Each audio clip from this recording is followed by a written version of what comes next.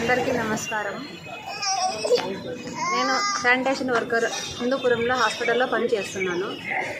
ఇలా చింటూ అనే వ్యక్తి నన్ను చాలా ఇబ్బంది పెడుతున్నారు. పోలీసులకు ఇంటి దగ్గరకు పంపించి అమర్ అనేవాడు, చింటూ అనే వ్యక్తి ఇద్దరు నాకు ఇక్కడ పని లేకుండా చేసినారు, ఇక్కడ ఇల్లు లేకుండా చేస్తున్నారు. అదేమని అడిగితే మళ్ళీ కంప్లైంట్ పోలీస్ స్టేషన్కి వెళ్తే సిఏ గారు కూడా కంప్లైంట్ తీసుకోలేదు. అందువల్ల నాకు చాలా ఇదిగా ఉంది. నాకు న్యాయం చేయండి సార్, కొంచెం అర్థం చేసుకోండి. బాలకృష్ణ గారికి నేను చెప్తున్నాను. నా బాధ ఎవరు చెప్పుకోవాలి, మాకు ఎవరు లేరు అండగా. నాకు చాలా హింసిస్తున్నారు సార్.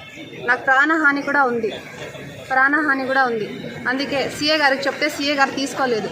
అందుకే డిఎస్పీ మేడంకి నేను చెప్తున్నాను, మేడం మీరే నాకు అండగా ఉండాలని కోరుకుంటున్నాను. నాకు ఎవరు లేరు మేడం. నా కొడుకు, మా అమ్మ కూడా వికలాంగురాలు. నన్ను చాలా హింసిస్తున్నారు హాస్పిటల్లో. పని ఇవ్వకపోతే వాళ్ళ దగ్గర పడుకోవాలంటున్నారు మేడం. ఇది ఎక్కడ న్యాయమో అడిగితే ఎవరు పట్టించుకోవట్లేదు. మా హలీలాల్ మసీద్లోకి వచ్చి నేను మాట్లాడితే వైఎస్ఆర్ తరఫున వస్తున్నారని చెప్తున్నారు.